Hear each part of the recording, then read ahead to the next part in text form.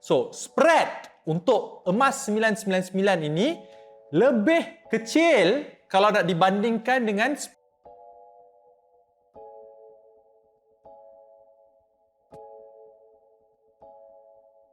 Assalamualaikum dan selamat datang ke YouTube channel Dr. Adam Zubir, Doktor Kewangan anda. Saya nak ulas satu topik yang agak special sebab topik ni saya jarang-jarang ulas. Iaitu topik berkaitan dengan emas. Perbezaan antara emas 999 dan juga emas 916.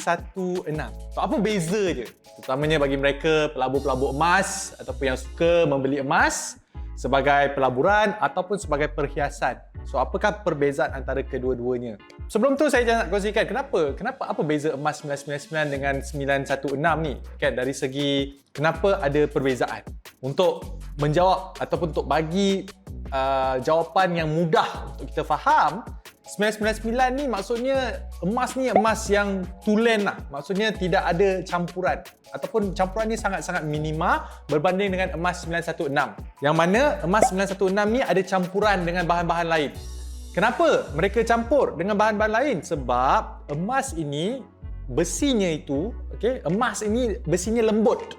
Kalau kita nak bentuk emas ataupun lentur emas itu bentuknya menjadi cincin misalnya ataupun gelang, kalau kita menggunakan emas 999, emas tu boleh bengkok. Kan? Sebab saya tahu, sebab isteri saya, saya ingat lagi cincin kahwin isteri saya masa saya kahwin beberapa tahun yang dulu, saya bagi emas cincin 999.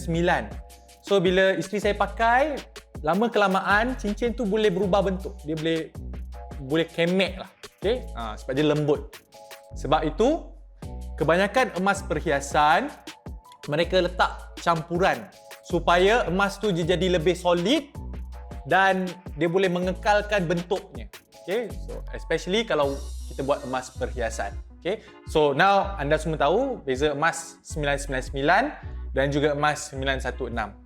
Dan ada banyak lagi emas tu pun dia sama ada kita menggunakan nilai macam tu ataupun dia pakai K, 24K, 22K dan sebagainya. Apakah perbezaannya? So, perbezaan yang pertama antara emas 999 dengan emas 916 adalah tujuannya. So, emas 999 sebab dia tak sesuai untuk dijadikan sebagai perhiasan, biasanya emas 999 ni kalau kita beli gold bar ataupun dinar menggunakan emas 999 bertujuan sebagai pelaburan. Bertujuan untuk kita simpan dan kita jual pada satu hari nanti untuk kita dapatkan duit. Sebaliknya, emas 916 pula bertujuan sebagai perhiasan.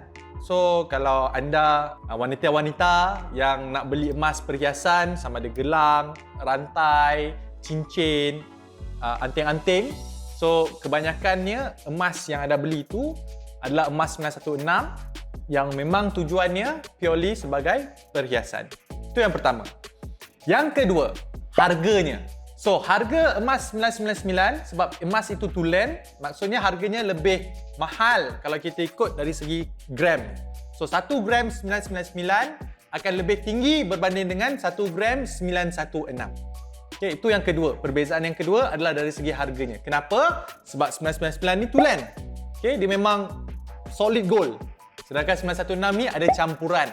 So, campuran tu yang akan make up kepada beratnya itu. So, bila emas 916 ni bila dicairkan, komposisi emas itu lebih rendah walaupun gramnya sama antara 999 dengan 916. Yang ketiga, dari segi charge upah. Upah untuk menghasilkan emas 999 adalah lebih rendah ataupun sangat-sangat rendah dibandingkan pula dengan emas 916. Kenapa? Sebab emas 999 ni dia lembut, dia senang. Kalau kita nak mengubah ataupun nak membentuk emas 999 ini lebih mudah kalau nak dibandingkan dengan emas 916 yang lebih keras. So disebabkan itu charge upahnya itu lebih rendah lah. Itu yang ketiga. Perbezaan yang keempat, spreadnya. Spread ni maksudnya apa? Bila kita lihat konteks emas ini, sebab itu saya personally bila kita cakap tentang spread ni apa tahu? Spread ni perbezaan antara jual emas dan beli emas. Maksudnya bila kita beli emas, harga beli itu dengan harga jual berbeza. Perbezaan itu kita panggil spread. Perbezaannya depending normally based on percentage. Dia bermula dengan mungkin 6% spread. Okay, ada yang 9% spread. So 9% spread ni maksudnya perbezaan harga beli dengan harga jual, perbezaannya 9%. Itulah spread. So, spread untuk emas 999 ini lebih kecil kalau nak dibandingkan dengan spread emas 916.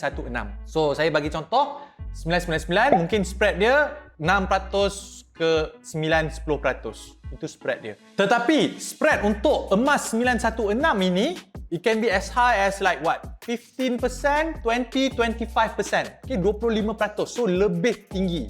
So, bila lebih tinggi spreadnya, maksudnya apa? Maksudnya kalau kita beli emas 999, bila kita jual balik, okay, kerugian kita itu taklah begitu besar kalau dibandingkan dengan emas 916. Kalau kita beli emas 916, emas perhiasan, dan kita jual balik, spread itu sangat-sangat besar. So, maksudnya kita rugilah kalau harga emas tak naik.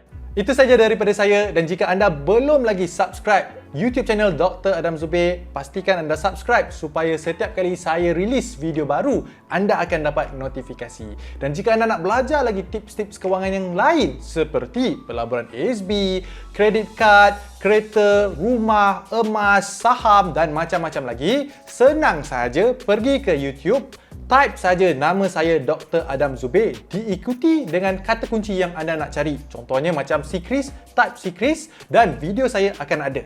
Itu saja daripada saya akan jumpa anda nanti.